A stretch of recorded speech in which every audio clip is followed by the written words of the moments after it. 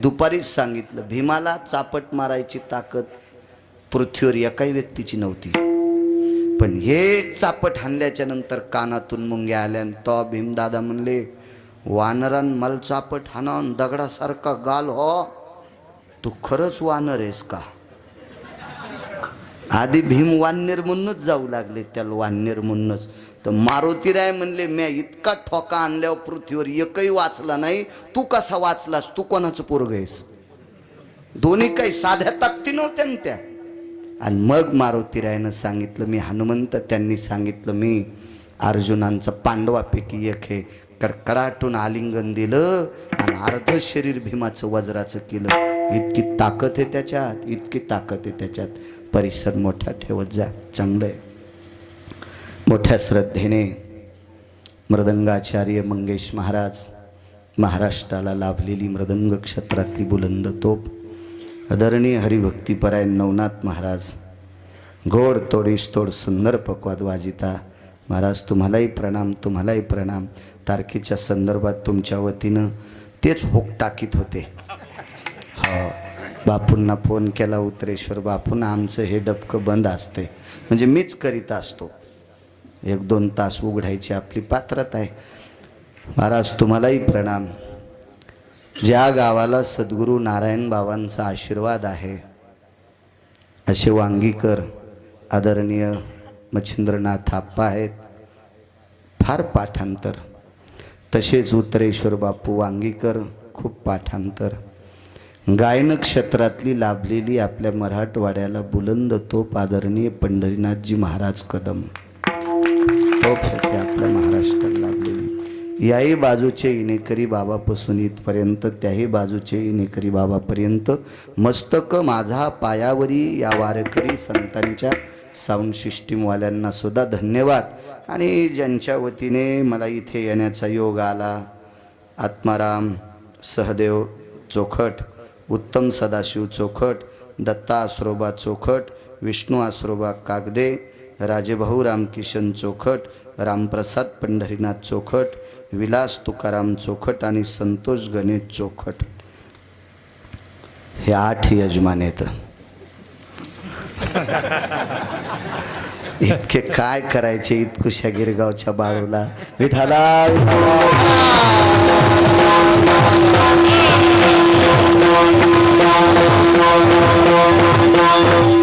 श्रद्धा आहे. आदरणीय वारकरी महाराज बाबा सुद्धा आहेत, आदरणीय परम श्रद्धेय. या ठिकाणी मला वाटते भागवत कथा आमच्या गुरूंची आहे, ज्यांच्या वाणीवर अत्यंत नाविन्यपूर्ण प्रभुत्व आहे. एक सात्विक सदाचारी पुण्यशील व्यक्ती. खरं तर मनाचा मोठेपणा, कथाकार लोक कीर्तनात बसत नसतात, नाहीत बसत.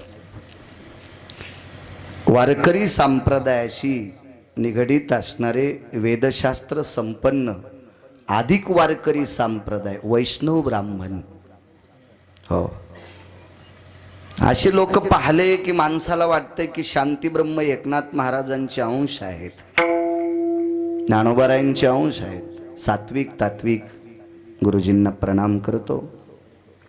उपस्थित आपला अमूल्य वेळ खर्च करून आलेली श्रोते जनार्दन, तुमच्याही चरणी नाक घासून प्रणाम करतो. प्रभू तुम्ही महेशाची मूर्ती, प्रणाम करतो. अभंगावर येतो, निर्वैर व्हावे सर्वभूतासवे. देहूतले मालक सांगतात वैर करूच नका, करू नका वैर. 2-4 मुद्दे बारीक बारीक वैरानं काय होतंय आणि वैर नाही केल्यावर काय होतो याचा पुरावा देऊन आपण पूर्णविराम वेळेत करू. ट्रॅक्टर किती महागाईचं घ्यावा, पण आपला बांध आला की वळीलं पाहिजे, दुसऱ्याच्या रानात नाही घालायचं. वैर वैर. पुराणामध्ये सुदर्शन नावाचा एक सुंदर व्यक्ती होऊन गेला, अतिसुंदर.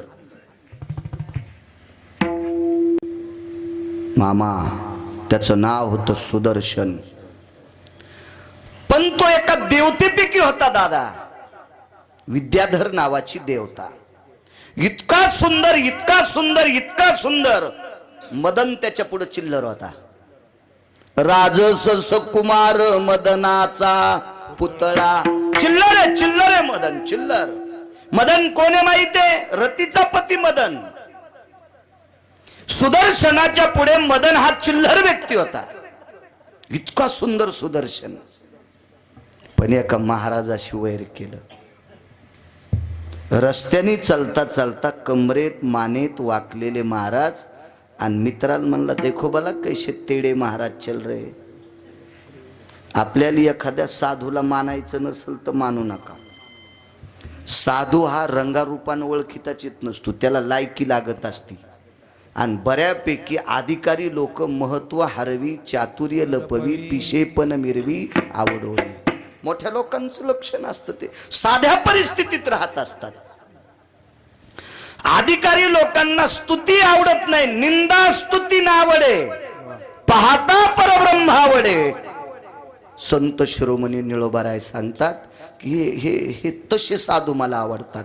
निंदा स्तुती नावडे, पाहता परब्रह्म आवडे. हो काय मग अशा महिमेतल्या साधूला आपण जर गबाळ्या म्हणलं, साधा म्हणलं तर आपली पात्रता आहे का? नाही. साधू म्हणून उपहासिते, म्हणून उपहासिते,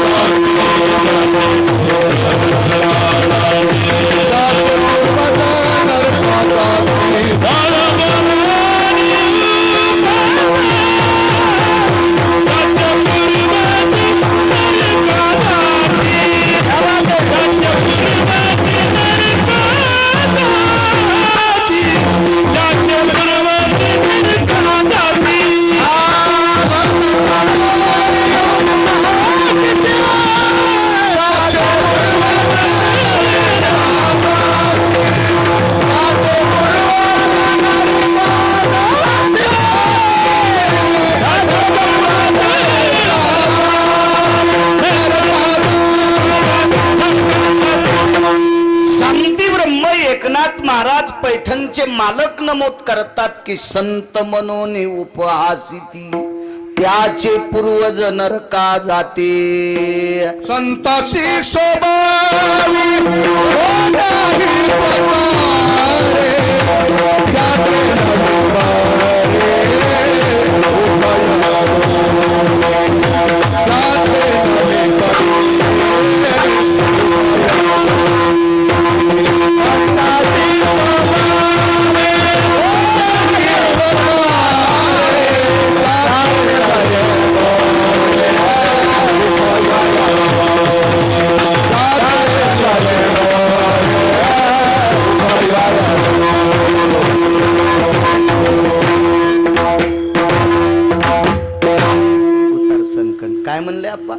संताची क्षोभवी कोण्याही प्रकारे त्याचे नोहे बरे उभय लोक. अरे अरे,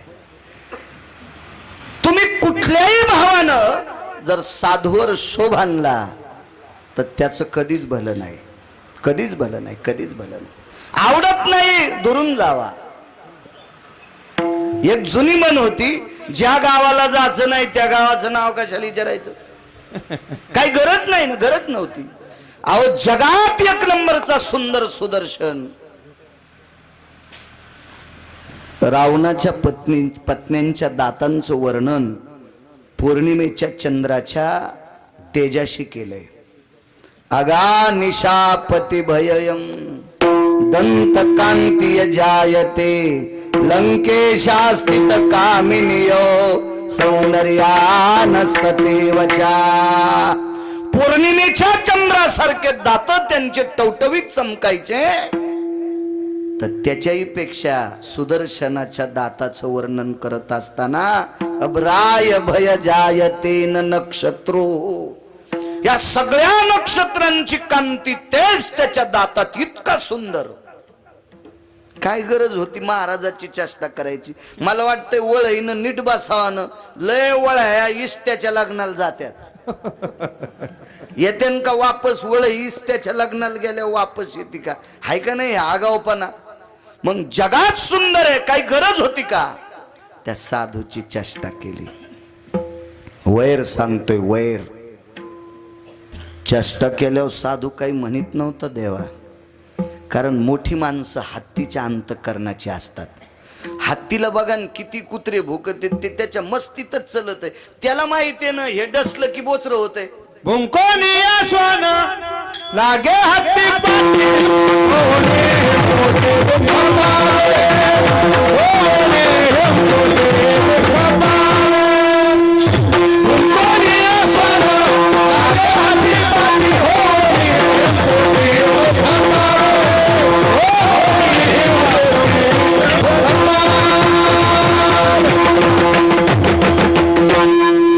बघा न कुत्रे अशी गाडी पळायली ना तिच्या माग पळत येत. फुकट दुसऱ्यानं टाकलेल्या भाकरीचं रक्त मातीत घातलं न त्या कुत्र्यानं, काय त्याला गरज आहे का? गरज नाही, गरज नाही. तेवढ्या मोठ्या महात्म्याची सुदर्शनानं चेष्टा करणं म्हणजे कुत्र्यानं भूक नये. ते साधूनं काय मनाव नाही घेतलं, पण तितक्यानं ऐकलंच नाही. हो सुदर्शन्या यानं त्या महाराजाला ढकलून दिलं, ढकलून दिलं. देवा खर्चटलं हो, खर्चटलं. एक दोन ठिकाणी घासलं आणि मग मात्र डोळे झाकले आणि विटेवरच्या मालकाला विचारलं, माझ्या देहूतल्या मालकांसारखं आम्हा गांजी जन तरी का मेला नारायण. देहूतले मालक म्हणतात, देवा आम्हाला जर काही लोक त्रास देत असतील तर तू आमच्यासाठी मेलास का रे? आम्ही जना भ्यावे देवे. देवा आम्ही मूर्ख लोकांना भ्यावं याची लाज तुला वाटत नाही? देहूतल्या मालकांचा पुरावा आहे. तसा या साधून त्या काळात मालकाला प्रश्न केला, देवा काय माझा काही संबंध आहे का रे? मी तुझं भजन करतोय. अरे मी उन्हानं चलत असताना मला घाम येऊ नये, मला ऊन लागू नये याच्याकरता माझ्या डोक्यावर ढगानं छत्र धरले रे. ही तुझी कृपा आहे. सूर्यानं छत्र धरलंय. साधूला ऊन लागत नव्हतं, त्या साधूच्या बरोबर ढग चलत होता. किती अधिकारी साधू असेल आणि त्या साधूला ढकलून दिलं. वैराचा परिणाम सांगतो, सुदर्शन्या सरप झाला, सरप झाला. हो निया व्याळ पडला से धरणीसी फुतकारी वितरासी दृष्ट जैसा. व्याळ म्हणजे सर्प झाला, सर्प झाला, सर्प सर्प. दृष्टांत संपला. जगात एक नंबरचा सुंदर दिसणारा व्यक्ती एका साधूशी उग इनाकारण वैर घेतलं तर सर्पात योनीत गेला. म्हणून मालक म्हणतात वैर करू नका. निर्वैर भावे सर्व भूता भावे, निर्वैर भावे सर्व भूता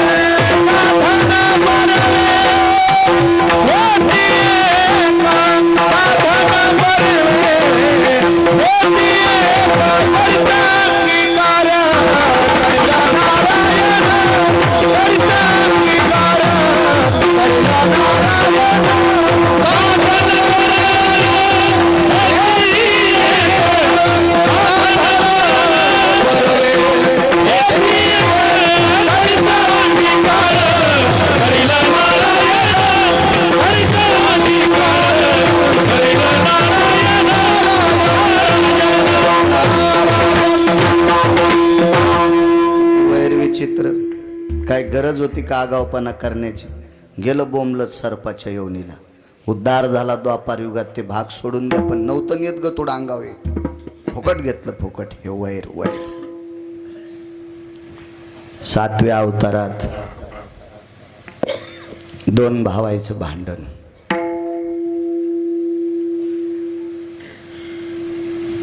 गैरसमज निर्माण झाले. दुदुम्बी नावाचा राक्षस आतमध्ये गेला.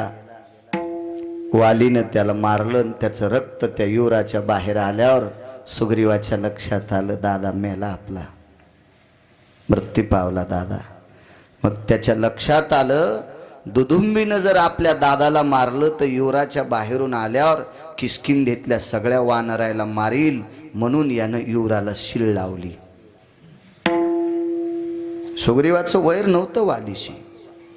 त्याला काय माहित आहे, त्याला लक्षात आलं की आपले दादाच मेलाय, पण ते रक्त दुदुंबीचं होतं. युवरातल्या शिळेला लात मारली, बाहेर आला आणि इतकं वैर, इतका गैरसमज निर्माण झाला, इतका गैरसमज, इतक्या कडाक्याचं भांडण, इतक्या कडाक्याचं भांडण. भावाला काढून दिलं आणि त्याची बायको घरी ठेवून घेतली. हे जाऊ देत नाही म्हणला तुला, थांब इथं, ठेवून घेतली. तितक्यानं काही शांत नाही हो, फुकट वैर घेतेत माणसं. दुदुंबी मारला, बरेच पोट्टे सरप मारल्यावर रोडवर आडवा टाकी. आता मारल्याला कशाला टाकायला सुंबळ्या, मोटरसायकलवाला गपकन दचकत, पडकन थोतरावते. हे आगाव कुरापती करायला नाही पाहिजे. पाहता का नाही तुम्हाला मेलेल सर्प दिसते, मुद्दाम असे टाकते. हो, खडगुळनं कायचे लेकरत लय चित्र. हो, मी एका घरी गेलो तर ते दोन नातू होते, एक पोरीचं होतं आणि एक पोराचं होतं. दिवाळीला आलते, दिवाळीतला कार्यक्रम आणि बाळ्याचं कीर्तन त्या गावात. त्या यजमानाच्या घरी बसल्या, महाराज हे मुलीचा मुलगा आहे आणि हे मुलाचा मुलगा आहे, एकच मुलगी आणि एकच मुलगा, काय लेकर आहेत महाराज, सोन्यासारखे गोड. म्हणलं हो ना, देवाची कृपा आहे तुमच्यावर, चांगले आहेत. पान महाराज आमचे कसे लेकर आहे. मनात म्हणलं मला का वगैरे थोडीच झाले. हो ना, आता काहीतरी तिळभर करायचं, निळभर सांगायचं, असं काय लय नाही चोंबाळायला पाहिजे मनातली मनात. असं मी त्याला म्हणू कशाला, बुकात येत लावणार होतो, त्याच्यामुळं मी काही विरोधात नाही गेलो त्याच्या. काय महाराज बघा ना आमचे कसे लेकर आहेत. म्हणलं वा वा, काय बघायचं का, आम्ही गोकुळातल्या सारखेच दिसायला लागले, तर काय छान लेकर आहेत. मग तितक्यात कीर्तन झाल्यावरची गोष्ट होती बरं देवाई. आणि मग बैठकीतून बाहेर बघताना ते म्हणले, इथे महाराजाचा बूट होता ना. म्हणलं काय नाही, एका बुटाला तुमच्या पोरीच्या पोरानं सुतळी बांधली आणि एका बुटाला तुमच्या पोराच्या पोरानं सुतळी बांधली, रानात पाणी शेंदू लागले. हो, रानात पाणी शेंदू लागले. म्हणलं वा वा, कायच लेकर तुमचे गोड आहेत, इतक्या लहानपणी यायला पाणी शेंदायचं कळालंय. असंच सांभाळावं लागत. हो, विरोधात गेल्यावर पुन्हा कसे कीर्तनाला बलितेन, विठाला तुम्ही 8 जणांना अंगावर घेऊ नका या. मग रेडीमेड कपड्याचं दुकान आहे का नाही, मी काय तुमच्यासाठी शर्ट शिवला नाही. खडगुळ पोर असतात, काही खडगुळ. दुधुंबी मारला, काम संपलत. बाहेर ओढीत आणला, भावाला तर काढून दिलं आणि दुधुंबीच्या तंगड्याला धरलं, गर गर गर गर फिरिलं. एक साधू साधनेला बसलेला देवा, त्याच्या अंगावर राक्षसाचं रक्त पडलं. साधूचं नाव होतं मुनिश्री मतंग. मतंग वैर किती विचित्र असतं. काही गरज होती का मला सांगा ना तुम्ही. आपण जर डव्हाच्या जवळून चाललो, आपल्याला कळालं याच्यात गाळ आहे, घाण पाणी, मुकाट्या बसावं, तर त्याच्या पलीकून माणसं चालल्यावर त्याच्यात दगड टाकीतो आणि त्या दगडांवर उडालेलं पाणी त्याचे कपडे भरत येत. आगावपणा तो मूर्खपणा आहे, किती नालायकपणा आहे. काही गरज होती का. मेलतन ते राक्षस संपलत, सडून जाईन, कुजून जाईन, किडे खातील, मुंग्या खातील, कोले कुत्रे खातील, काही गरजच नव्हती. गर गर गर गर फिरिलं आणि रक्त साधूच्या अंगावर पडलं. वैर इतकं विचित्र. साधूच्या तोंडातून वाक्य पडलं, ज्याने कोणी माझ्या अंगावर साधना करत असताना रक्त टाकलं, तो ह्या पर्वतावर आल्यावर त्याचे 1000 तुकडे हो. कशाची ताकद आहे? वैराची. वैराची. चला थोडंसं पुढे सरका. इथपर्यंत बी आपला पुरावा बसवत होता, पण पुढे सरकतो थोडं. दारे धरताना गवत उपटीलं पाहिजे. म्हणजे खुरपायचा ताण कमी होत असतो थोडासा. टपकाळ टपकाळ गवत असं उपटायचं. काय दारे धरताना आपण तरी काय दुसरं काम करतो आहे का नाही? ह्या कडीला भुंड फोडल्यावर तिकडल्या कडीला पाणी जाऊस तर माल्यावरचं गवत उपटिलं पाहिजे. त्याला ओरिजिनल शेतकरी म्हणतात. हो, दारे धरताना जर व्हॉट्सअप खेळत असेल तर येडगळ म्हणायचा विठाला विठाला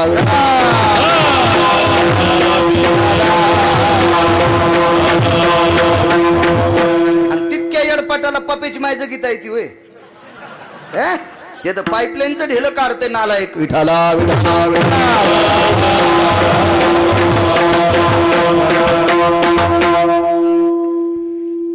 दोन भावायचा वाद झाला. श्रुतीशास्त्र सांगते वाद मिटवायची ताकद पंढरपुरातल्या मालकात होती. वाद मिटवायची ताकद पंढरपुरातल्या मालकात होती. महाराज एवढी अधिकारी वालीची बायको होती, इतकी अधिकारी तारा. ठराविक स्त्रियांच्या यादीमध्ये तिचं नाव आहे. आणि जगाच्या मालकानं वारीला संपवलं. ऐकण्याच्या मानसिकतेत मध्ये होता पण संपवलं. वैर सांगू तुम्हाला, मरता मरता तोंडातून वाक्य पडलं, देवा अरे तू जगाचा बाप आहेस रे, विश्वाचा मालक आहेस, तुला काय करता येत नाही. तू जर मला समजून सांगितलं असतं तर मी सुग्रीवाला किष्किंधेचा राजा केला असतं. माझा अंगद युवराज झाला असता आणि मी निमूटपणे झोपाळ्यावर बसलो असतं रे. पण तो मला मारलंस. मरता मरता वैर जाग झालं. लक्षात घे, पुढच्या अवतारात मी तुला बाण मारीनच. भिल्ले विंधिले सारंग मागच्या जन्मातलं वैराचं गठुड पुढच्या जन्मात आलं आणि देवाला सुद्धा त्या वैराची पोचपावती फेडावं लागली. म्हणून देहूतले मालक पहिल्या कडव्यात वैर भावे सर्वभूताचे, वैर भावे सर्वभूताचे, वैर भावे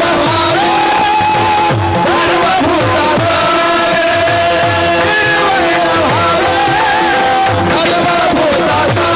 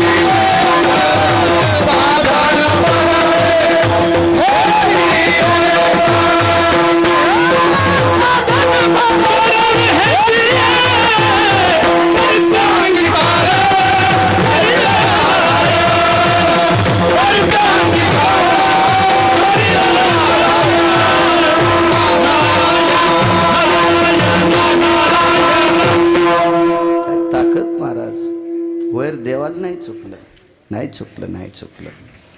आस्ती आणि प्राप्ती नावाच्या दोन मुली आपा ह्या कंसाच्या पत्न्या होत्या. आस्ती आणि प्राप्ती. वैर बघा वैर.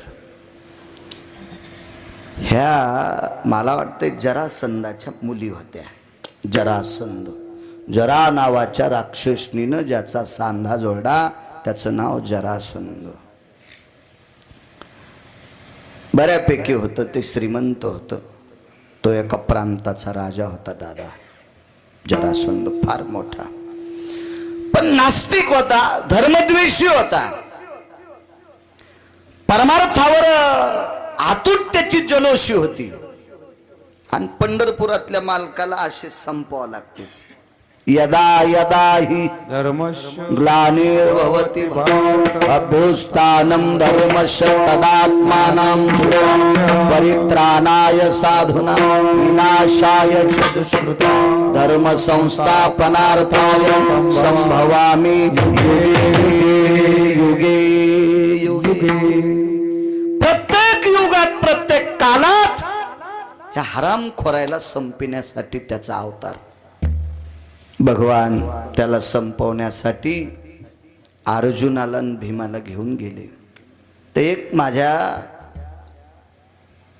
27-28 वर्षापूर्वी एक गोडशी पंक्ती वाचिल ती मी.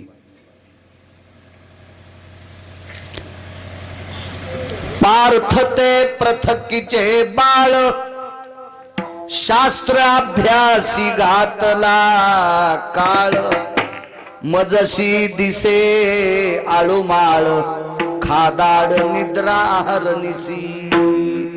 तो जरासंध म्हणत होता, हे अर्जुन आणला का मला मारायला? हे तर शास्त्र वाचण्यात त्याचा काळ गेला. मला भीम दिसायला जरा आळूमाळू, पण बेट खाचलंय ना दे इतक्या नाही म्हणलं ते. बळेची सर्पाची या सदना मंडूक वस्ती पावला. पहा किती पागल जरासंध आहे. त्याचा पाहुणा तुमच्या गावात नाही ना? म्हणजे असं भेव वाटायला बोलायचा ना. हो ना, त्याचा पाहुणा असला तर आपली गाडी फोडायचा. पण मला वाटतं जरासंध्याचा तुमच्या परिसरात पाहुणा नसेल दादा. हे जरासंध्या म्हणला भगवान कृष्ण परमात्मा अर्जुन आणि भीम हे बेंडूक आप्पा आणि ह्यो जरासंध्या सर्प. बळेची सर्पाची आ सदना आणि बेंडूक पाहुणा आला म्हणले आम्हाला तर स्वयंपाक करायचं कामच नाही, खातो म्हणे तुम्हाला. तर पंढरपुरातला मालक भेतूय, सर्प की तू सर्प की मी गरुड जाना. बेट्या तू सर्प आहेस का मी गरुड आहे हे तुला आता कळन ना, कळन तुला, कळन कळन. आणि मग अर्जुनानं सांगितलं, देवा आपल्या डोक्याच्या पलीकडचं हे नकोय नकोय नकोय नकोय नकोय. आणि मग भीम दादा त्याला झोंबले. सर्वांना ज्ञात भागे भीमाने जरासंधाला असं टर टर टर टर टर टर टर टर टर टर 2 तुकडेच केले, ऊसाच्या खपल्या केल्यासारखं. बऱ्यापैकी ज्ञात आहे. मग विरुद्ध दिशेला फेकलं, हे इकडे फेकलं, ते मेलं. हाडवैर सांगतोय, हाडवैर. आपण काही म्हणत होते ना, त्याचं ना आमचं बापा हाडवैर आहे, आज्या पंजापासून जमत नाही आमचं आणि त्याचं हाडात वैर आहे. हाडवैर शब्द कसे वापरित होते त्याचा पुरावा पहा. मग जरासंधाचा अंत्यविधी केला. एका विशिष्ट प्रकारच्या पवित्र गंगेच्या पात्रात जरासंधाच्या अस्थी टाकल्या. वैर लय उतू येतो, पिढ्यान पिढ्या उतू येते वैर, पिढ्यान पिढ्या. वैर नाही करायला पाहिजे. अस्थी टाकल्या. इतका नालायक होता जरासंध, इतका नालायक, गंगेनं पण त्याच्या अस्थी स्वीकारल्या नाही, गंगेनं पण नाही स्वीकारल्या. कालांतरानं आंघोळी करता गांधार देशाचा राजा तिथं बोंबलत गेलता. आंघोळी करता गेला आप्पा. तो गांधार देशाचा राजा म्हणजे शकुन्या. त्याचा बी पाहुणा नाही तुमच्या इकडं? हो, म्हणजे असं सांग जावा, मी नाही तर माफी मागतो ना, चुकून शब्द गेला म्हणून. असं होतं ना कधी कधी. त्याचाही पाहुणा नाही शकुन्याचा बी तुमच्याकडं कोणी. गांधार देशाचा राजा होता देवा. मला नाव लक्ष्मीकांत. हा, आता लक्षात आलं. ते 2 नाव लक्षात येऊन गेलं. चेहरे सारखे होते. होतं कधी मोबाईलवर बी तुमच्या लोड येतून कधी कधी हँग होतेत ना मोबाईल. मग आता बाळ्याचाही कधी कधी हँग होता असेल ना. बरं, विठाला विठाला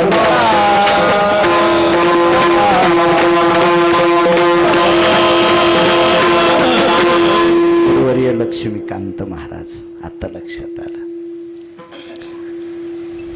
आंघोळी करता शकुनी गेला आणि आंघोळ करता करता द्रोणात अस्थी आल्या. द्रोणात अस्थी आल्या. अस्थी डोक्यावर पडून कानाकून वगळत असताना नालायकाच्या कानात नालायकाच्या अस्थी बोलल्या.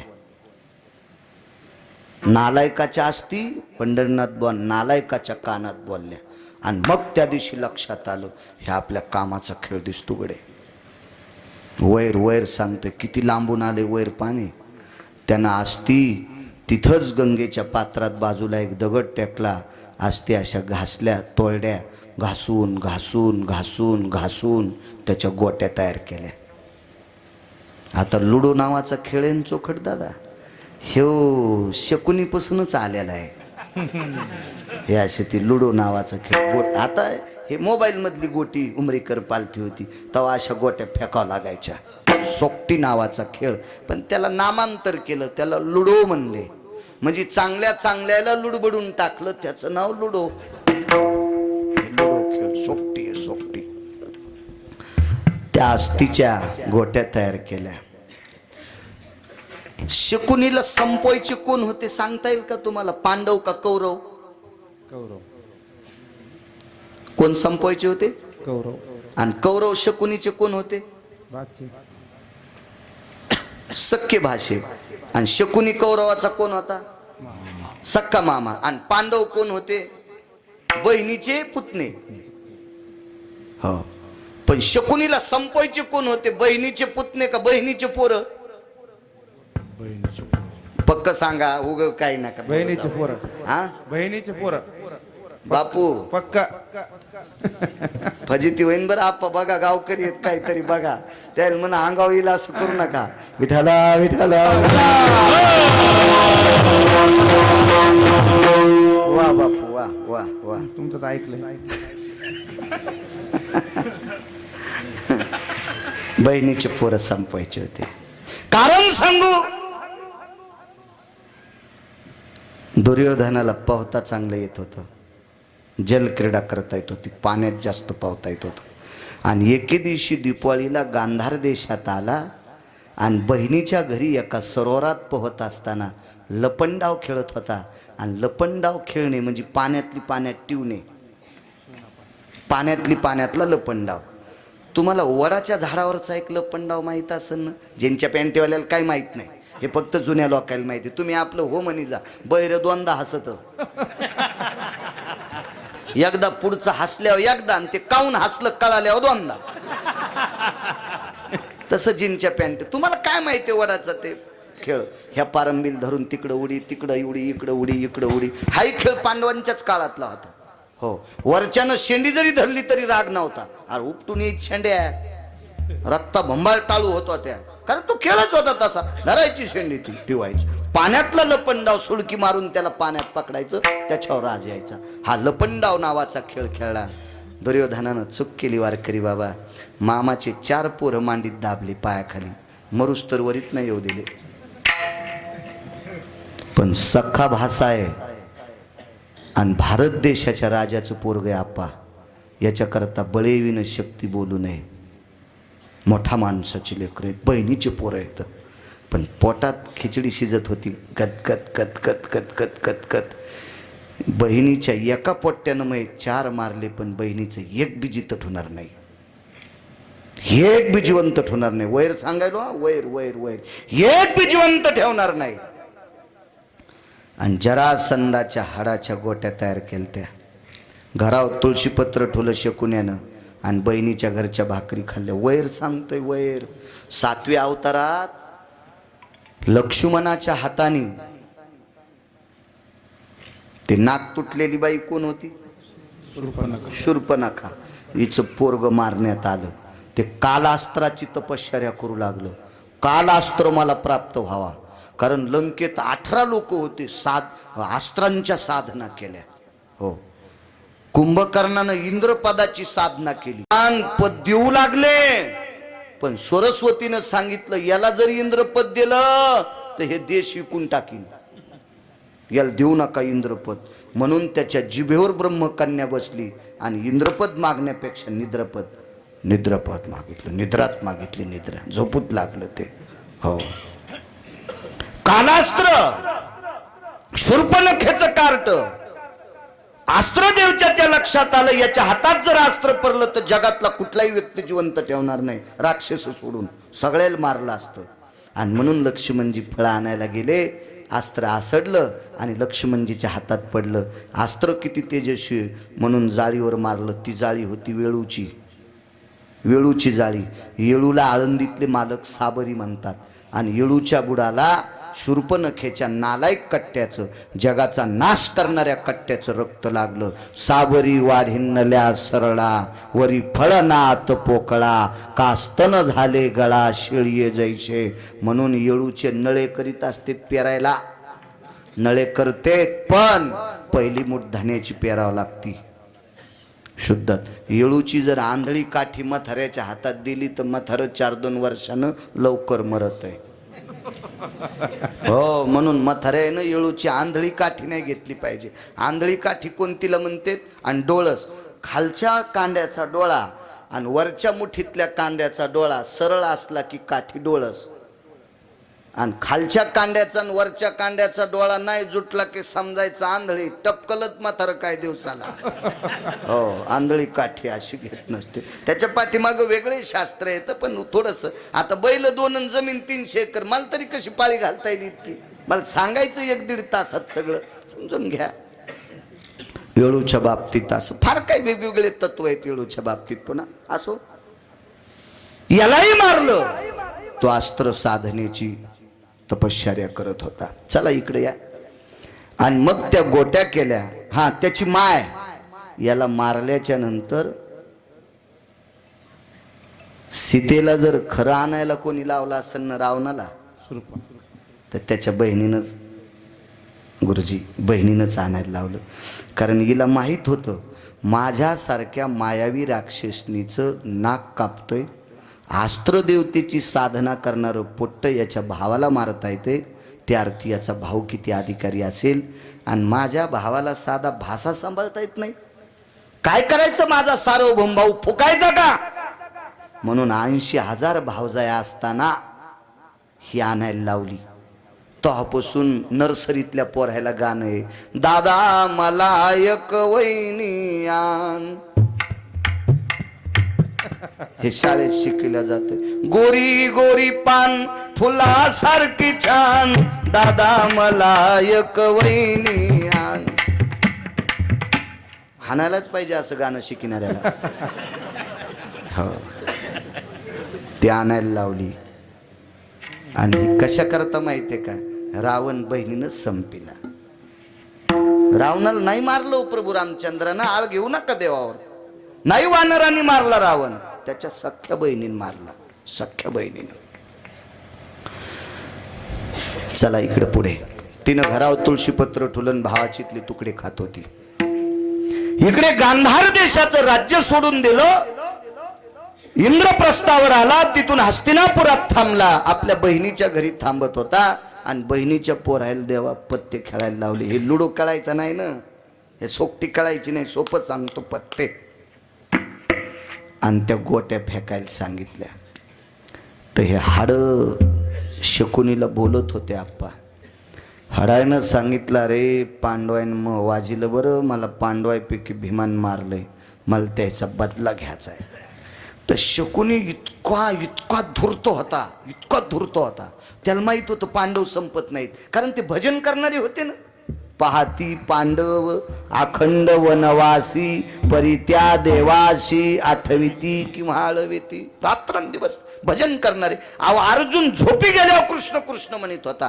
कायान वर्धंती नामने कृष्ण द्वय पायना स्थितेषु. काया म्हणजे शरीर, याच्यावरचे रोम सुद्धा कृष्ण कृष्ण म्हणत होते. इतका भक्तीनं असा गदगदित झालेला. गोविंदाचे ध्यान निचलिया जाग्या, आणि तवाऊ बोलती न बोलती, आणि तवाऊ न बोलती. गोविंदाचे ध्यान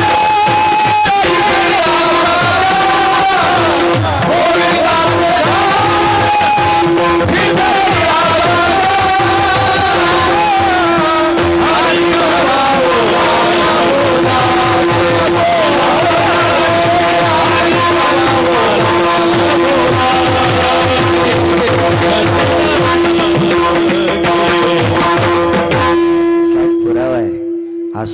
नाव द्याला की वैकुंठवाशी नथुराम बाबा केहाळकर म्हणायचे कोटीची नोट, वा कोटीची नोट, बद्देश्वर पुरावा पोषक. अर्जुन इतक्या टोकाचं भजन करीत होते, याच्याकरता देवाला त्याचं पिस लागलं होतं, नवल पिस लागलं होतं. दादा पिस म्हणजे येडा झालता. हा कोपे तरी निवांत साये, ऋषे तरी बुझावीत जाय. हे पिसा देव पिसा झालता अर्जुनासाठी. पिसा भक्ती त्या टोकाची होती, एवढं मोठं नाविन्य होतं, मस्तीतली भक्ती होती ती. आणि ही भजन करणारी मरत नाहीत हे शकुन्याला माहित होतं. पण चला म्हणले, जरा संध्याला आनंद वाटायला ना वाटू द्या, पण याच्या आनंदात आपण तुरी भाजून घेऊ. आणि जुगार खेळायला लावला. दादा, जो मामा बहिणीच्या पोरायला पती खेळायचं शिकितू, तो हरामखोर मामा नसतो का? त्याला मामा कशाला म्हणायचं? तो हरामखोर आहे, तो नालायक आहे, तो बुस्तील आहे. बहिणीच्या पोरायला जुगार खेळायला लावला. आणि गोट्याचं तत्व सांगतो, हाडवैर. पांडवांनी गोट्या फेकल्या की पालथ्या पडत होत्या. रघु मामा, पालथ्या पडायच्या, पालथ्या. हो, पालथ्या पडायच्या, पालथ्या. आणि कौरवानं फेकले की आप्पा सोयीशा पडत होत्या. का पांडवाच्या हातानं पालथ्या? याला वैर, याला पांडव भिकारी करायचे होते. आणि बघता बघता पांडव हरले होते पांडव. पण या हरीत वैर इतकं टोकाला गेलं, इतक्या टोकाला गेलं. ह्या नालायक शकुन्यानं सात्विक दुर्योधनाला सांगितलं, आता तू त्याला त्यांची धर्मपत्नी लावायला लाव. आणि मग सर्वांना ज्ञात आहे, द्रौपदीला मांडीवर काय बशिलं, तिचं वस्त्रहरण काय केलं, ह्या सगळ्या गोष्टी. तर वैकुंठवासी माधव महाराज मगर सांगायचे, पांडव ज्या वेळेला वनवासाला निघाले त्यावेळेला अंगाला राख लावलेली होती. आणि 5 लोकांचे 5 तत्व 1-2 सांगतो. एकाच्या हातात राख होती मुठीत आणि एकाच्या हातात गारा होत्या. धर्मानं रस्त्याने गारा टाकीत निघाला. आणि पाठीमागं अर्जुनाच्या हातातली राख पडत होती. राख, गारा या शब्दाचा अर्थ हिरे आणि राख या शब्दाचा अर्थ संपणार. कारण नीतिसंपन्न माणसाला ज्या वेळेला त्रास होत असतो का, त्यावेळेला त्या प्रांतातल्या सगळ्या हिऱ्याची राखुंडी होत असते. हे त्याचं प्रतीक होतं. आणि तिघाईकडं काय काय होतं हातात हे राहू द्या, कारण सगळ्या गोळ्या एकखट्या घेतल्यावर रिॲक्शन येत असते. ह्या पुन्हा कधी सांगू एखाद्या कीर्तनात. विठाला विठाला.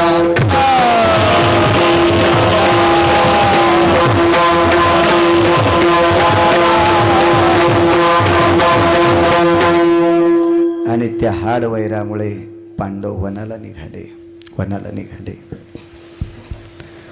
गोट्या खत खत खत खत खत खत हसत होत्या. ज्यावेळेला पांडव वनवासाला निघाले त्यावेळेला गोट्या हसत होत्या. आणि शकुनी सुद्धा हसत होता. शकुनी पण हसत होता. नियतीनं प्रश्न केला. नियती कोणाला सोडित नाही.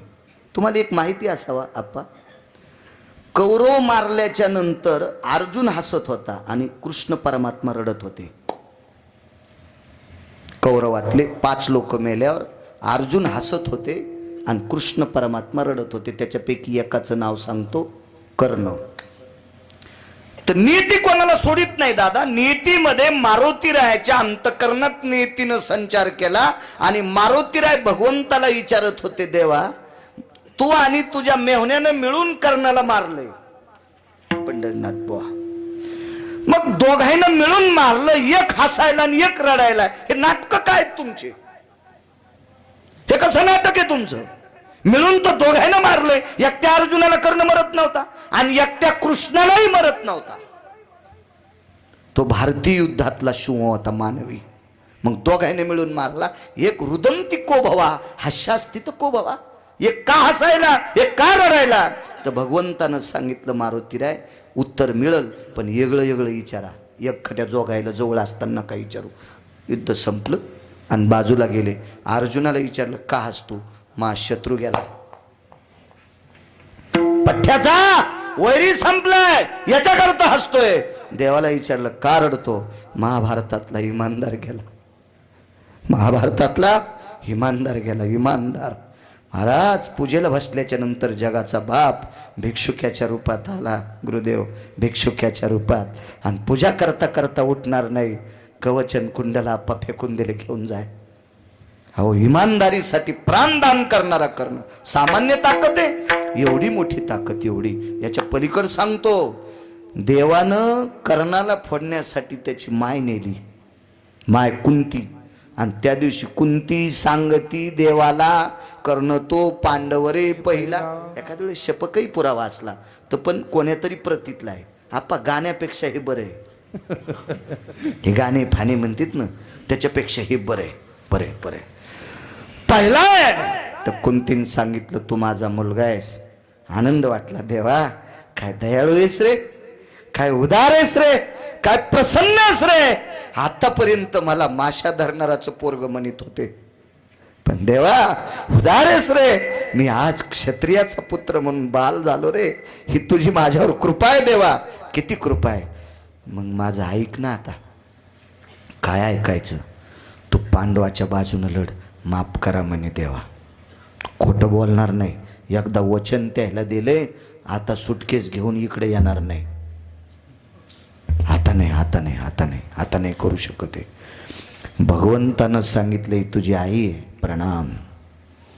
आईनं सांगितलं कर्णा तुला भाऊ जास्त आवडतेत का हे दुसरे? म्हणला भाऊ आवडतेत गाई पण वचन दिले ना आता कसं शक्य. ये इकडं. नको म्हणले. नको झोळीत धोंडा पडन. मी जर नीतीच्या विरोधात वागलो तर माझ्या पापानं भजन करणारी पांडव संपतील.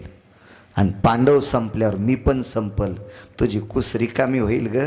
तुझी कुस रिकामी होईल. आई तुला मी एक महत्त्वाचं सांगतो. पांडव जर हरले आणि कौरव जिंकले तरी तो पोरग जिवंत आहे. आणि कौरव मेल्यावर जर कर्ण मेला तर पांडव जिवंत राहिल्यावर तरी तो बकिटातच चेंडू आहे. ताण घेऊ नको. आईला शेवटच्या टप्प्यात उपदेश करणारा पण आपली बाजू न सोडणारा महाभारतातला धर्मापेक्षा सत्यवादी. धर्म खोटं बोलले. वदविले मुखे नारायणे धर्मा अंगुष्ठ त्या कर्मासाठी गेला गेला. अंगुष्ठ त्या कर्मासाठी गेला.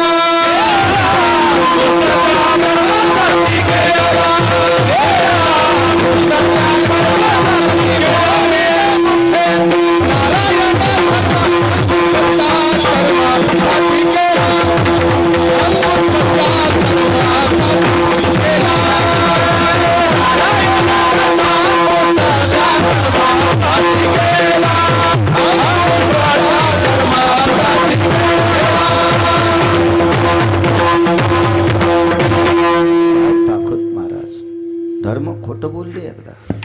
नाही बोलले कर्ण नाही नाही. म्हणून सत्यवादी लोकांसाठी जगाचा बाप असा. बघा नियतीने विचारलं का रे दोघे हसता साधणार कोणाचं आहे? दोघेही हसता साधणार कोणाचं आहे? शकुनीनं सांगितलं या खेळात फक्त पठ्ठ्याचं साधणार आहे. या खेळात पठ्ठ्याचं साधणार आहे. तर गुरुदेवा जरासंध म्हणला शकुनी महाराज तुमचं नाही साधणार पठ्ठ्याचं साधणार आहे. तर नियती म्हणले अरे दोघाय ना पुरावे तर पटून द्या ना. तू साधत का याचं साधत? तर म्हणे अरे ज्या भीमानी मला चिरून मारलंय त्याला राज्य सोडून वनवासाला जावं लागलंय. तर नियती काय म्हणत होती? नियती कोणाकडे घुसली? शकुनीकडं. शकुनी म्हणला जरासंध महाराज तुमच्या गोट्या पालथ्या पडल्यामुळं पांडव वनवासात जरी गेले तरी पंढरपुरातला मालक त्याच्या कुठेही सोबत आहे. मागे पुढे उभा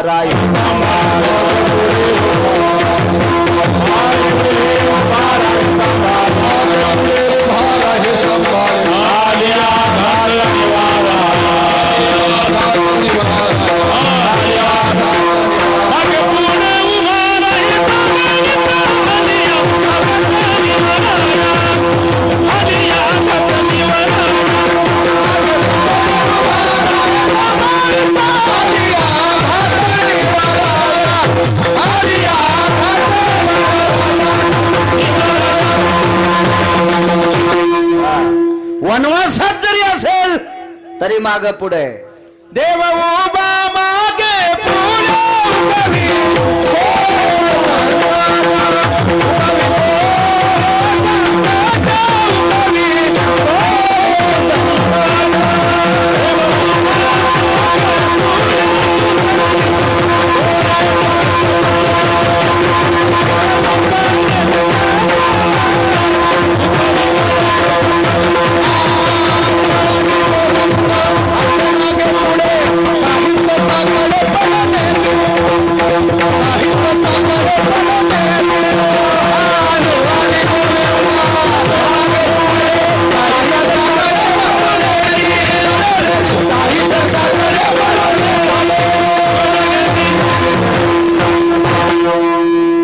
अर्धा घंटा कीर्तन आगाव करू. रोज गावरान तूप नसते भेटत हो. आम्हाला बी इतकं नशीब आमचं कुठं गोड आहे. कधी कधी असंच भेटत गोड ऐकायला भेटावं. एकदा काल्याच्या कीर्तनात भगवान गोपीकडे गेले आणि लगेच वापस आले. तर यशोदेने विचारलं कृष्णा कस काय वापस आला रे. ते म्हणलं गोपी घरीच नव्हती. तर लगेच एक जण प्रमाण म्हणलं गवळणीच्या घरी गेलो गवळण नव्हती घरी. मी म्हणलं मग तू फोन लावून काऊन नाही गेला. नाही तर व्हॉट्सअपला संदेश देऊन विचारायचं घरी येस का कुठे. असाच कधी कधी चिवडा भेटू तू आम्हाला विठाला विठाला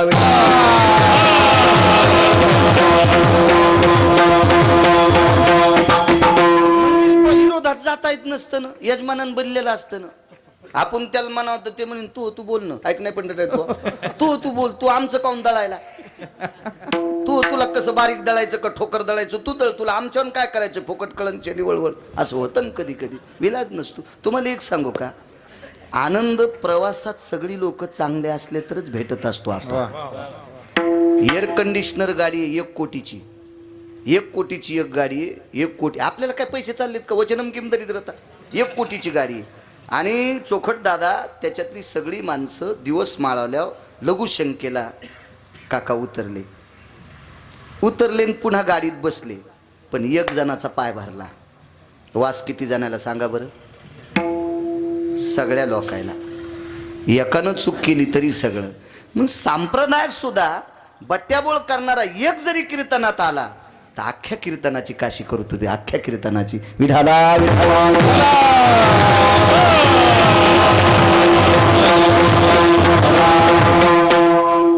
त्यानं सांगितलं बाजू माझी पक्की आहे. पांडव वनवासाला गेले. शकुनी म्हणतो अरे नियतीनं प्रवेश केला. शकुनी इतका गोड बोलत होता आप्पा.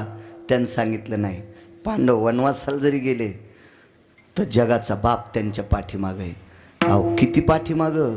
4 दिवसात द्रौपदी नदीला हात लाईत नव्हती.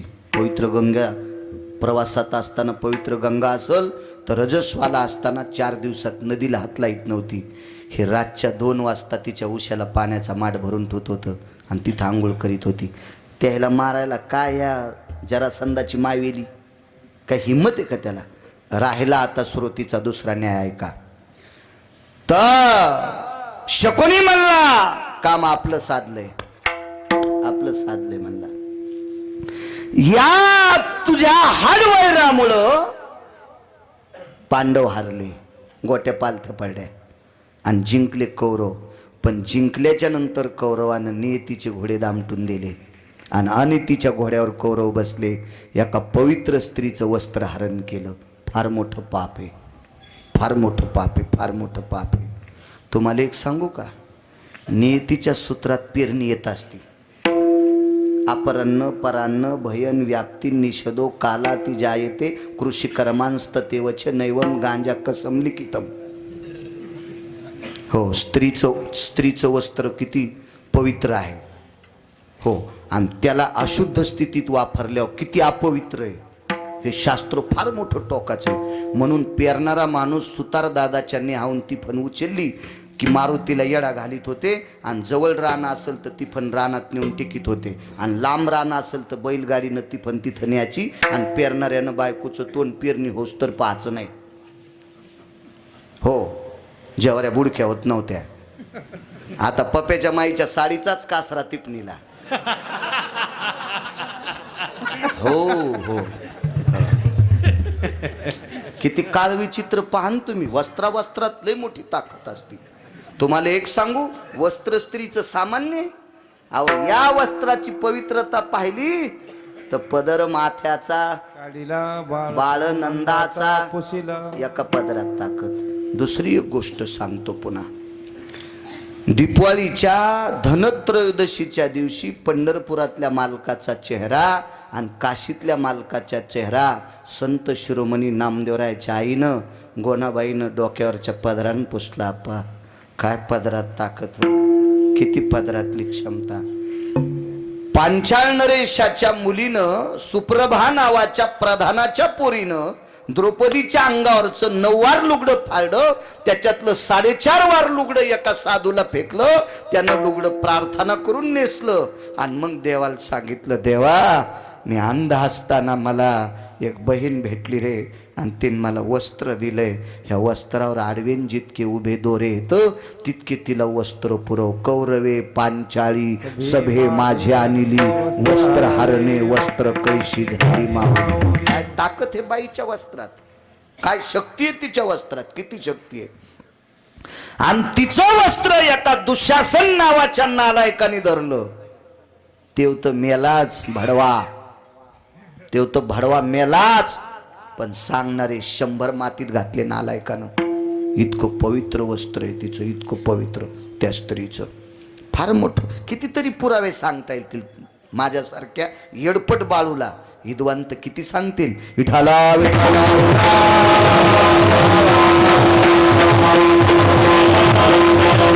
नियतीनं संचार केला आणि शकुनी सांगतोय जय आपलाय, आपला जय.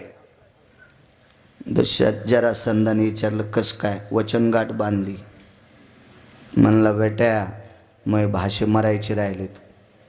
तू जर का कोणाच्या कानात सांगितलं तर खेळ बदलू शकतोय, बदलू शकतोय. मग वचनगाठ. ते म्हणला मी गुप्त ठेवल्यानं काय होईल. शकुनीकडे 2 पुण्य होते, फक्त 2. आज नाही सांगत. आप्पा त्या 2 पुण्याचा संकल्प सोडा पंढरीनाथ बुवा. आणि जरासंधाला सांगितलं बेट्या मग काम होण्यासाठी वाचव. तू हे सांगू नकोस कोणाला की शकुनी भाच्याच्या विरोधात आहे, काम माझं साधतंय. तू या हाडवैरान फक्त वनवासाला गेले, राजे पुन्हा तेच होणार आहेत. पण तुला सांगतो तुझ्या कुठल्याच गंगेतल्या आस्ती हाडं स्वीकारित नाहीत. हे जर तू खुनगाठ गपचिक ठेवली तर माझं 2 पुण्य देऊन टाकतो आणि त्या पुण्याईनं तुझ्या आस्ती गंगेत विरत्यात. हो, चांगल्या पुण्याचा आशीर्वाद द्याला की ते जात असतं. मला वाटतं एक आदरणीय वारकरी संप्रदायातलं फार मोठं आधार्य रत्न सद्गुरू भानुदास महाराज एकदा वारीला चालले आप्पा. आणि वारीला जाता जाता दरवर्षी एका माणसाची तर मुक्काम व्हायचा. आणि मुक्काम होता असताना मग त्या घरातली लोक थोडीशी असे वाट लावताना डोळे भरून यायचे गुरुदेवा. आणि मग एके दिवशी भानुदास महाराज म्हणले अरे 4-2 वर्षापासून येतो पण तुम्ही असे प्रसन्नपणानं वाट लावी जा ना मला, तुम्ही रडता काय. त्या घरातली वारकरी बाबा एक बाई म्हणली महाराज आमच्या घरात 10-15 वर्ष झालं पाळणाच हालत नाही, पाळणा हालत नाही. तर महाराज म्हणले हालन ना, काय ना बोले. तर पंढरपुराचं दर्शनाला गेल्यावर पंढरपुरातल्या मालकानं पाहिलं. म्हणले देवा काय मिळे काय नाही. म्हणले द्यालाच नाही आशीर्वाद तुम्ही त्याला. ह्या पिढीत त्याला काही होणार नव्हतं. दिली चाली वाचा शय मागिल्या तपाचा. मग साधून आशीर्वाद दिल्यावर पुण्य संपत आहे. तर शकुन्याला धड होता का. याच्याकडे 2च गोष्टीचं पुण्य होतं. हे पुण्य जरासंधाला देऊन टाकलं आणि मग हाडं विरले. आता हे गरज नव्हती बरं पुढं सांगायची, पण नादास्तून वटवट करायचा, त्याच्यामुळं पुढचं सांगितलं. आणि मग हे सगळ्याला सगळे भाषे संपले.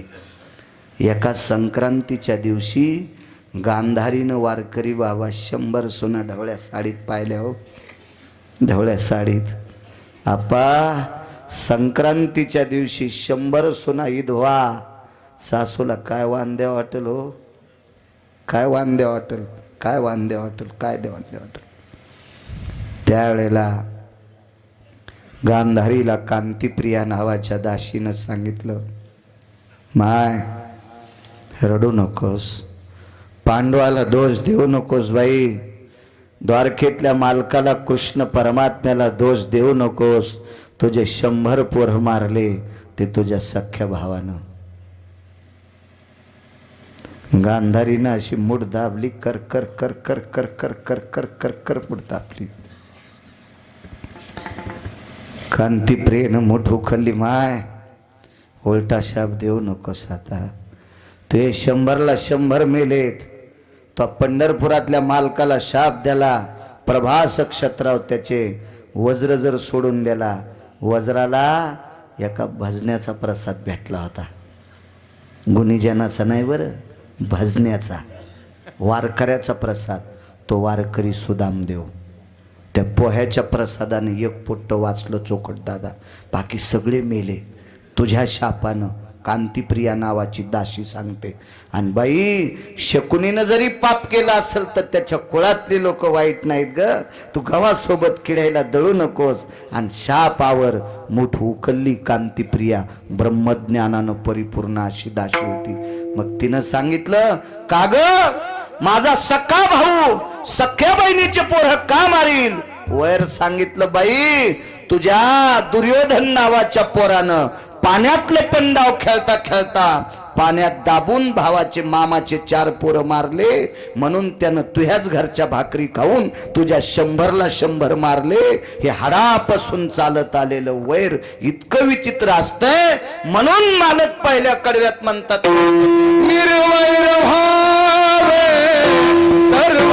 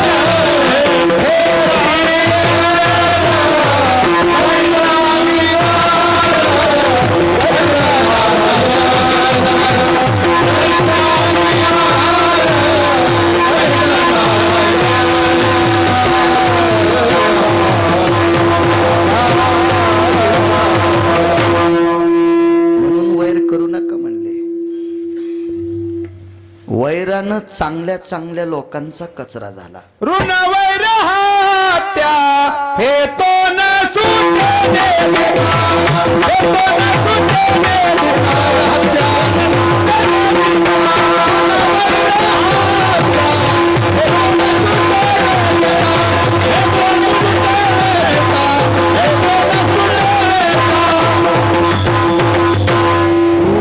फेडावच लागते. हत्या फेडावच लागती. हो, वैर फेडावं लागते. फार विचित्र काम या वैराच्या बाबतीत. बघा पुढे. मग वैर नाही केल्यावर काय होतंय? तरी अंगीकार करीला नारायण, तरी अंगीकार करीला नारायण.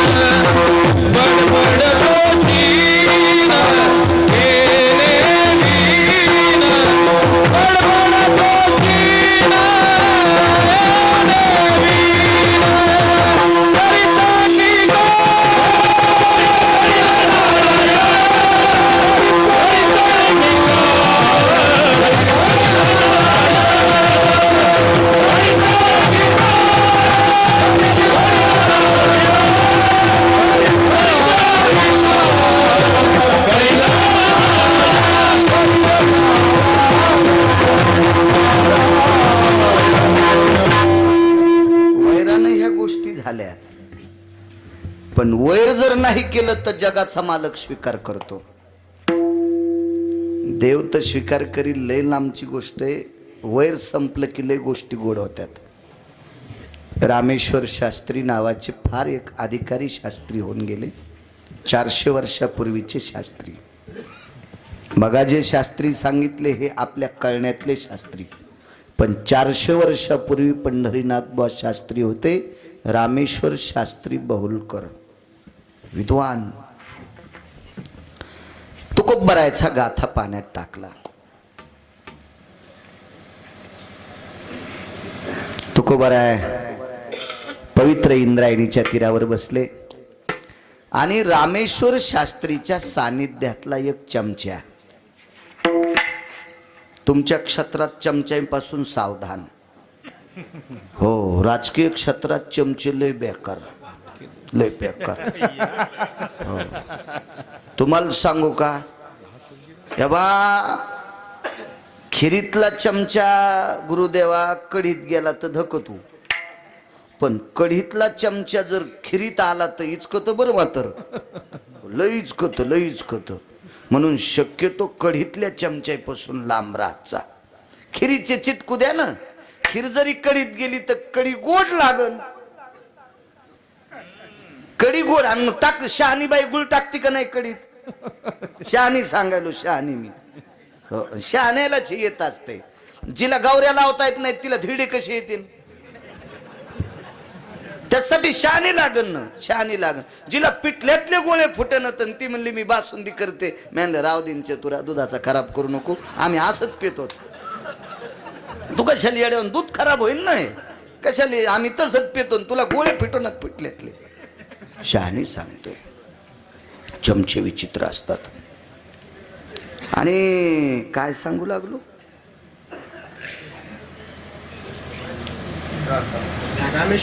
रामेश्वर शास्त्री. तर रामेश्वर शास्त्रीच्या सानिध्यातला एक चमचा तुकोबरायकडे गेला. तर तुकोबराय काय डोळे उघडीत नव्हते, देव आल्या उघडी नव्हते. पण रघुमामा यानं जास्त आग्रह केल्यामुळे डोळे उघडले. काय म्हणले, आपण शास्त्रींकडनं आलात? जी जी. काही नाही म्हणे, शास्त्रींनी तुमचा गाथा पाण्यात टाकला याबद्दल काय? शास्त्रीच्या बाबतीत मी खालीवरी बोलणं जिभेला किडे पडतील. तुकोबरायचं व्यवत बरं का, तुकोबरायचं पद. शास्त्री शास्त्री येत, त्यांना हे उचित अनुचित कळतंय, निष्ठ अनिष्ट कळतंय. मी त्यांच्या बाबतीत काय बोलणार आहे? तर ह्या कढीतल्या चमच्यानं दादा शास्त्रींना येऊन सांगितल्या. शास्त्री रडू लागले, मंगेश बुवा. पण वेळ निघून गेलती आप्पा, निघून गेलती. कालांतरानं गाथावरही आला. तर ऐका पुढे, ऐका ऐका. वैर अंतकरणात न धरल्याची ताकद किती मोठी असते. तुकोबारायांनी एक शब्द रामेश्वर शास्त्रीविषयी चुकीचा बोलला असा दाखवून द्या, त्याच्या बुटाचं मंदिर बांधतो मी. रामेश्वर शास्त्रीविषयी तुकोबारायांनी एक ह्रस्व दीर्घाईत जर शब्द चुकीचा वापरला असेल, गाथा सामान्य संपत्ती. तुमच्या माझ्यासारख्या अज्ञानी माणसांचा माथा दुरुस्त करायची ताकद गाथ्यात आहे. याच्या पलीकडे सांगू, हे संत वाङ्मय, या संतांचे गाथे जर नसते तर आपल्यात आणि ऊसातल्या डुकरात काहीच फरक नव्हता. ऊसातल्या डुकरापेक्षा आपण बंगिरे झालो असतो. ह्या गाथ्यांनी आपण वाचलोत, ज्ञानेश्वरीनं वाचलोत, ह्या ग्रंथ संपदेनं आपण वाचलोत. हे संतांचा अधिकार आहे. तर कालांतरानं गाथा तुकोबरायचा पोरी आला. आता हाच चमचा रामेश्वर शास्त्रीला विचारतोय. म्हणून मी नेहमी सांगत असतो, फुटक्या दुर्नायपासून सावधान. फुटके दुर्न कामाचे नसते. काय होतं माहिती आहे का वारकरी बाबा, फुटक्या दुर्नात वरण वाढ की चपाती ओस्तरच गळून जाते. मग कुत्र्यावानी चपाती खावा का कोरडी? त्याच्यापेक्षा फुटक्या दुर्नात वरण घेण्यापेक्षा चपाती अशी कुस करायची आणि त्याच्यावर वरण घ्यायचं. फुटक्या दुर्नातलं वरण चपाती संग खाऊ देत नाही. मग फुटके दुर्ण तुमच्या क्षेत्रात तर फेकून दिले पाहिजे. हो, फेकून दिले पाहिजे. फुटके दुर्ण कामाचे नसतील, कामाचे नसतील. तर हा फुटका दुरण तुकोबारायला तसं बोलला. तर तुकोबारायचं मनोगत रामेश्वर शास्त्रींना सांगितल्यावर रामेश्वर शास्त्रीच्या डोळ्यातून पाणी आलं. आणि आता गाथावरी आल्यावर हाच फुटका दुरून तुकोबारा रामेश्वर शास्त्रीला म्हणत होता, तुम्ही गाथा पाण्यात टाकला, तुमची काय काय आता काय तुमचं मनोगत आहे. तर रामेश्वर शास्त्रीनं आरती दाखवली. आरती 2 कलरची होती. आरतीचे वरचे कडवे काळ्या पेननं होते आणि शेवटचं कडवं लाल अक्षरात होतं. तर ह्या खबऱ्यांनी रामेश्वर शास्त्रीला विचारलं, शास्त्रीजी वरचं कडवं काळ्या अक्षरात आहे, खालचं लाल अक्षरात का? अरे तुकोबारायची आरती लिहित असताना दौतीतली शाही संपली, शेवटचं कडवं लिहित असताना मग हा कलर कुठून आणला? रामेश्वर शास्त्रीनं सांगितलं, रंग नाही रे, रंग नाही, रंग नाही, रंग नाही. टाक मांडीत टोचला आणि मांडीतलं रक्त काढलं आणि रक्तानं शेवटचं कडवं लिहिलं, तुकिता तुलनेशी ब्रह्म तुकाशी आले, मनोनी रामेश्वरे चरणी मस्तक ठेविले.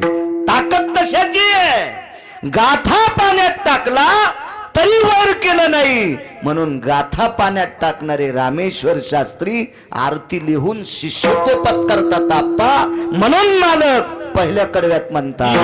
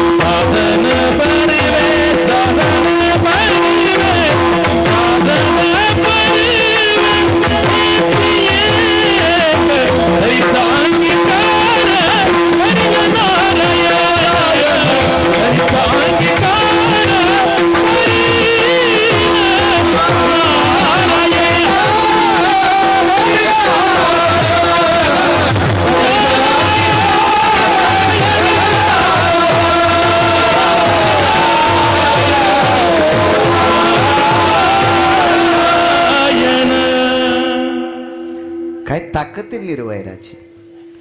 तुमच्यातल्या माझ्यातल्या काही पांचट लोकांनं शकील नावाच्या तांबोळ्याला पैसे दिले. त्याचं नाव होतं शकील तांबोळी, मुसलमान. त्यानं त्या पैशाचे गुरुवर्य पानं आणले. पानं किती चावीन म्हणून त्यानं पानं कुटले आपा, त्याचा तांबूल केला आणि तोंडात घेऊन नाथांच्या अंगावर थुकला. यवन अंगावरी प्रसाद देवोने मुक्त केला. इतकं नका बघू, याच्या पुढं पान पुढं 108 वेळा म्हणे मुसलमान अंगावर थुंकला. तर तत्वज्ञानी विचारणार नसतील का? नाथ महाराजांकडे 22 चोपदार होते. एका ठिकाणी 15 सांगितले. 15 किलोची काठीन, 32 किलो सोन्याची छत्री. सकल संता माझी राजा आणि स्वामी एकनाथ माझा. भौतिक श्रीमंतीत नाथ बाबा राजे होते. आणि एवढ्या मोठ्या श्रीमंताच्या अंगावर एक मुसलमान 108 वेळा थुकावा. नाथांचे उद्गार पडले, अरे मी रोज फक्त त्रिकाल संध्या करीत होतो. सकाळचं, दुपारचं आणि संध्याकाळचं 3 स्नान करत होतो. पण या महात्म्यामुळं मला सकाळीच 108 आंघोळी झाल्यात.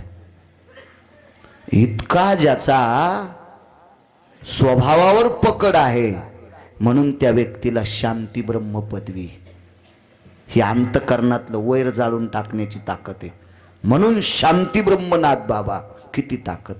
वेळ तर संपला चोखड दादा. बरं कवर पटकन सांगा, 1 तास का अर्धा तास पुन्हा हाय का नाही, हाय का नाही असं सांगा. काय होतंय, मापम्या काही पीठ देणाऱ्या बाईवानी असं उधळून दिलं नाही.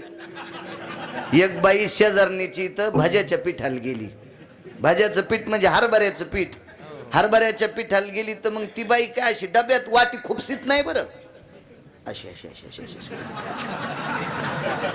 मी अशी नाही शी घाणली मी उभाटे आहोत आणले बरं विठाला विठाला वैर न करण्याचा एक पुरावा सांगतो एक मला छत्रपती संभाजीनगरला पहाट काल आहे आणि 10 वाजताच काल आहे त्याच्यामुळं तरी सांगतोय चला द्रौपदीची 5 लेकरं अश्वत्थाम्यानं झोपीत कापली झोपीत महाभारतात श्रीमद भागवतात पुरावा पाहू नका एका पुराणाचं मत आहे पांडव गादीवर जरी बसले तरी वंश दीपक शिल्लक राहणार नव्हता ही काळ्या दगडावरची रेग होती काळ्या दगडावरची रेग द्रोह जायते इति नाम द्रौपदी जिच्या जीवनातलं वैषम्य संपलंय द्रोह संपलाय आप्पा तिचं नाव द्रौपदी होतं शेवटचा पुरावा निर्वैर होण्याची ताकद किती मोठी वैर संपलं की किती मोठी ताकद असते 5 लेकरं मारली हे मी सांगतो म्हणून ऐकायचं नाही तू का म्हणे अंगी राखिली दुर्गंधी अश्वत्थामावधी पांडव पुत्र वामारी पांडव पुत्र अश्वत्थामाने 5 लेकरं झोपीत कापली अश्वत्थामा कोण ज्या अर्जुनाला धनुर्धारी विद्या देणारे द्रोणाचार्य त्यांचा पुत्र संगतीतली ताकद फार मोठी असती फार मोठी ताकद असती अश्वत्थाम्याची धर्मपत्नी फार सात्विक होती हो दुर्योधनाची धर्मपत्नी फार सात्विक होती नाव सांगता येईल का तिचं भानुमती वा ह्या फार सात्विक होत्या पण हे भंगिरे होते ना भंगिरे बुटा हरपून येत होते ने यायला आकली नव्हत्या ना आणि ज्याच्या जीवनात पत्नी सात्विक आजही महाराष्ट्राच्या मातीतल्या काही काही पवित्र स्त्रिया नालायकाचा संसार पण गोड करतात इतक्या पवित्र आहेत इतक्या पवित्र कधी कधी नवऱ्याची चूक बाई धाकून नेत असती पण बाईनं केलेला येडेपणा नवऱ्याला कधीच झाकता येत नाही हे मात्र लक्षात ठेवा हो नाही झाकता येत म्हणून देहूतले मालक म्हणले करकसे संगती दुःख उदंड फजिती फार फजिती पत्नी सात्विक असली पाहिजे पण ऐकलं नाही तो अश्वत्थामा ऐकला नाही काय नाही द्रौपदी किती सात्विक पांडवावर 197 अरिष्ट आलते 197 माझ्या वाचनातले येतं वैकुंठवासी रंगनाथ गुरुजी परभणीकरांचं वाक्य आहे 197 अरिष्ट नीतिशास्त्राचं मूल्य पाहत असताना विचारलं हे संपले कशामुळं एकट्या द्रौपदीच्या कृपेमुळं इतकी ताकद इतक्या मोठ्या आहात तुम्ही इतक्या मोठ्या चूक झाल्या फार मोठी अवघड एकदा मी घोडी घेतली घोडी शेतात झाला आप्पा घोडी घेतली चांगल्या प्रतीची घोडी होती म्हणजे काय ताण नाही पण त्याला मी सांगितलं मी घोडी बसून पाहीन बाबा मसड दूध काढूनच पाहत असते ना का चारा खाती म्हणून घ्यायचं बैल कशी पाहायचे धरून पाहायचे आहे का नाही फिरून जर पाऊल टाकीत असेल कापसाच्या मुंडक्यावर तर घेऊच नाही असा जर दळीत असेल असा पाय टाकीत असेल फिरून कापसाच्या मुंडक्या तर काय करायचं ते बैल आहे का नाही आणि म्हशीनं 14 पेंड्या बाजारात खाल्ल्या दादा आणि आमच्या मित्रांनी म्हणला 14 मकाच्या पेंड्या खाल्ल्या 14 काय मसड दूध देईन आणि सकाळी धार काढायला बसलं तर चिलीम पण नाही भरली अरे म्हणलं ही कडब्याची काळे रे ही कशाला आणलीस तो आई हे खाल्ला कड राणी काय लाईनी ही काय कामाची अशी हो असं बेकार असते अशा मसडा कामाच्या नसतात मसडा म्हणालो मी तुम्ही काहून हसले का म्हशीले पिळे घेत असतात तुम्हाला अजून बी लक्षात घ्या शेळी शेंडा खाती शेळी कधी बुडातलं खात नाही मसड गाय मस्त अलगत खाती गायीनं चरल्यावर 3ऱ्या दिवशी त्या जाग्यावर पुन्हा तुनीर येत असतात पण शेपुडीचं थोत्तर लागलं की झाड जळत असतं आणि मसडायचं सांगू का तुम्हाला मसड पाणी प्यायला गेल्यावर पाणी पिती शेणन ते मूत्र पुन्हा पाण्यात टाकी ती मसडाला येरपट आणि म्हशी जर बांधल्यानं तर अर्धा चारा खात्यानं अर्ध्याची मळण धरत्याल लय म्हशी मळण धरणार बाप्पा झाडाला पिळे घेणार चराटाला पिळे देणार कोणाच्या जीवनात मसड येत जाऊ नये सगळ्याच्या जीवनात गाई येत जावं लय म्हशी चित्र घोडी घेतली म्या घोडीला 1ली 2री 3री 3ही चाल होत्या अश्वत्थाम्याची पत्नी किती सात्विक दुर्योधनाची पत्नी किती सात्विक. महाराज लायक संपन्न नवरा नसताना पुत्रप्राप्तीची साधना केली, एक साधू प्राप्त केला आणि त्या साधूकून तेलाचा द्रोण घेतला आणि मालकाच्या अंगाला मर्दन करायचं होतं, पण या नालायकानं करू दिलं नाही. ते तेल खाली शेषाच्या अंगावर सांडलं. चला तो बाकीचा विषय खुर्दा असू दे, काही बी. हलकट हलकट हलकट पती, किती पत्नी सात्विक. हो, बायकांनी सात्विकता ठेवली पाहिजे. माझ्या माईंनो, नवरा किती जरी विद्वान असेल तरी तो मुलांना जास्त वेळ देऊ शकत नाही. आई जास्त वेळ देऊ शकते. मुलांना सुसंस्कारित घडण्याची ताकद जास्त देशातल्या आईकडे आहे. म्हणून तुम्ही चुका करता कामा नये. बघा ते ह्या बायका सात्विक होत्या याच्यावर सांगतोय. घोडीला पहिली चाल, दुसरी चाल, तिसरी चाल 55च्या स्पीडनं, मोटरसायकल 45 ते 55ची स्पीड इकून मी बसलेला. इतकी घोडी टापमध्ये चालली. दिले मी त्याला इनाम द्याला आपा, पण मला घोडीला एक दुसरी खोड होती माहीतच नव्हती. मी हौसानं कीर्तन नाही दादा घोडीवर बसलो आणि येड्याला गेलो तो घोडीला एक खोड होती. किती लागा आखाडा तरी लोंबकळलेल्या बोरी खालून जात होती. अरे म्हणलं ही कामाचीच नाही ना, ही तर धुतरवर वाढायला लागली. हो, अशा घोडीवर नाही बसलं पाहिजे.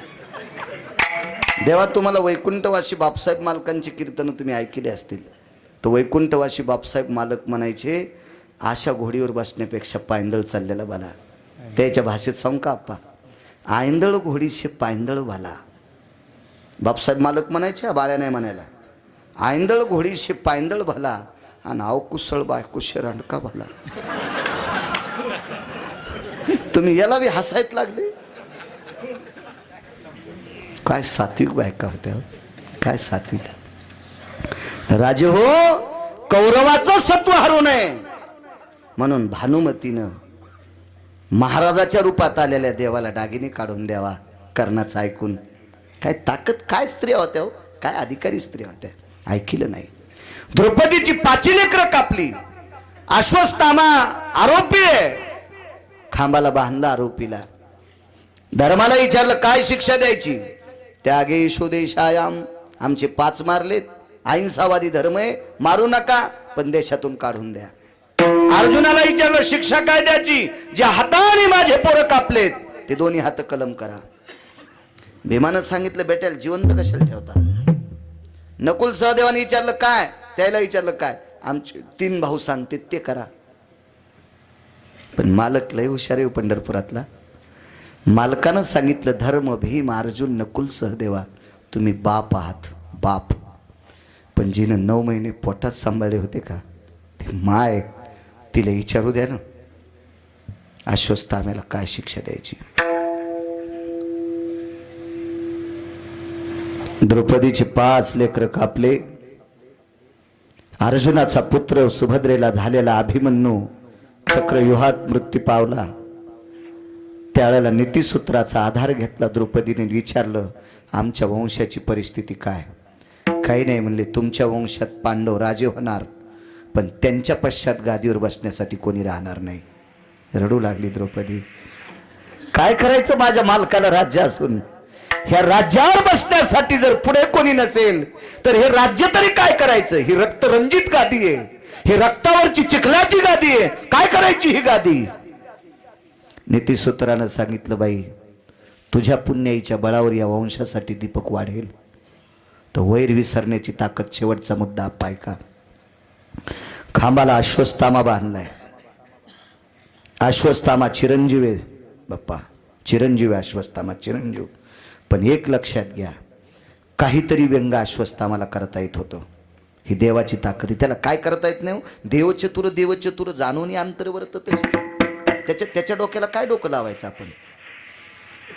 द्रौपदीला विचारलं ताई दादा आलास होय. तुम्हाला एक पुन्हा मुद्दा सांगतो. वैकुंठवासी भागवतातलं एक रत्न रामचंद्रजी डोंगरोजी महाराज, धारूरकर शास्त्री, चक्रांकित शास्त्री सांगायचे,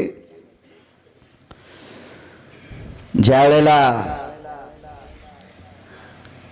द्रौपदीला विचारलं ताई यांना शिक्षा काय द्यायची, तर द्रौपदीने विचारलं, दादा तुझ्या सख्या बहिणीचा मुलगा भीष्माचार्यांनी धारातीर्थी पाळला, जयद्रथांनी लात मारली, त्यावेळेला तू सुभद्रेला भेटण्यासाठी आलास आणि माझे 5 लेकरं अश्वत्थाम्यानं कापलेत, तू भेटायला 27व्या दिवशी काय येतोस? उत्तर काय दिलं असेल? सुभद्रेच्या डोळ्यातलं पाणी पाहिल्यानं माझ्याही डोळ्यात पाणी आलं ग. सख्या बहिणीचं पोरग मेलं, ती रडत होती, तिच्या डोळ्यातलं पाणी पाहिल्यानं माझ्याही डोळ्यात पाणी आलं ग. पण द्रौपदी ताई, तुझ्या रडण्याचं, तुझे डोळे पाहण्याची ताकद माझ्यात नाही, याच्याकरता 27 दिवस आलो नाही. मग देवाला सुभद्रा मोठी का द्रौपदी मोठी? द्रौपदी मोठी. काय ताकद होती? डोंगरोजी महाराज सांगायचे, योगासा आला ताई धर्मानं देशत्यागेशु काढून द्या सांगितलंय, भीमानं संपव सांगितलंय, एकाने हातपाय तोडा सांगितलंय, या दोघांनी ते करतील ते सांगा सांगितलंय. द्रौपदीच्या पक्क लक्षात होतं वंश संपणार आहे, कशाला वैर करायचे. देवाला एक प्रश्न केला, देवा अश्वत्थामा चिरंजीव आहे, पण मी जर इच्छा केली तर काही बी नाटकं करून तू त्याला संपिशील, हे मला कळतंय, हे मला कळतंय. पण अश्वत्थामा मारल्यावर माझे 5 उठून बसतील का? अश्वत्थामा मारल्यावर माझे 5 उठून बसतील का? धाय धाय रडत होते, धाय धाय रडत होत. आणि अश्वत्थामा मोकळा सोडला. तर द्रौपदीचं वाक्य ऐकल्याच्या नंतर अश्वत्थाम्याच्या तोंडातून एक वाक्य पडतंय, यावतम कुलदीपकाति जायते तेजो यत्वंशानां द्वापारेच कृतंजनः. हा आशीर्वाद ब्रह्मदेवाला मोजता येत नव्हता. वंशात कुलदीपक वाढन, आणि हे नालायक दुर्योधनाच्या कानावर गेला, नालायक दुर्योधनाच्या कानावर. आणि मग दुर्योधनानं सांगितलं, बेटा मी तर संपणार आहे, पण यायच्या गादीव शिल्लक न राहावा म्हणून अर्जुनाचा पुत्र अभिमन्यू मारला, झोपीत द्रौपदीचे 5 कापलेस, आणि आता उत्तरेच्या पोटामध्ये 4.5 महिन्याचं गर्भ आहे, तू ब्रह्मास्त्र टाकून जाळून टाक. ते म्हणला, शक्य नाही रे, नाही जळत, ते जळत नाही. अरे विश्व जळण्याची ताकद आहे ब्रह्मास्त्रात, टाक. आणि टाकलं ब्रह्मास्त्र. तर उत्तरेच्या अंगावर पडल्यावर बाप्पा त्याचं पाणी झालं, पाणी. तर नीतिशास्त्रानं श्रुतीशास्त्राने विचारित असताना कसं काय पाणी? अरे आशीर्वादच यानं द्यालता वंश वाढवून. कशाचा आशीर्वाद आहे? तिच्या अंतःकरणात अश्वत्थाम्याविषयी कायमचं वर संपलतं, म्हणून वंश पुढे वाढला. म्हणून निरवैर व्हावे सर्वभूतासवे, साधन बरवे हेची एक विठोबार.